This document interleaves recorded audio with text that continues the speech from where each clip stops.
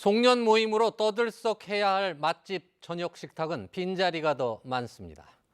가게 앞에는 밤 9시 이후부터 포장만 가능하다는 안내문이 걸렸고 아예 당분간 문을 닫겠다는 곳도 부지기수입니다.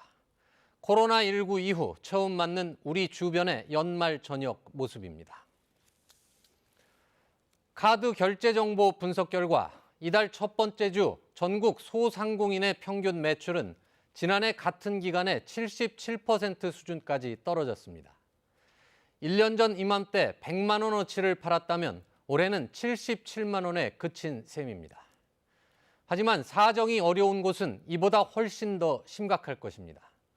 반면 빚은 크게 늘어 숙박과 음식점업 대출금이 2008년 이후 최대 규모로 증가했다는 통계가 나왔습니다.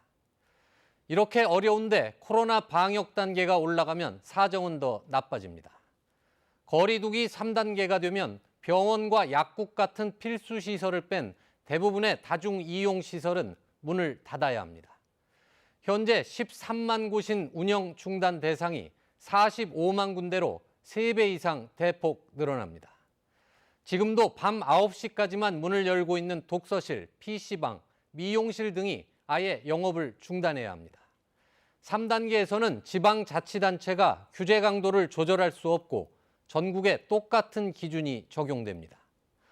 한국은행은 거리 두기 3단계가 시행되면 민간 소비가 연간 16.6% 감소할 것으로 예상했습니다.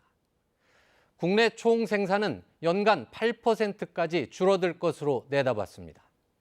소상공인과 자영업자들이 가장 먼저 직격탄을 맞는 최일선에 서게 될 공산이 큽니다. 3단계는 최후의 보루라고 정부는 밝혔습니다.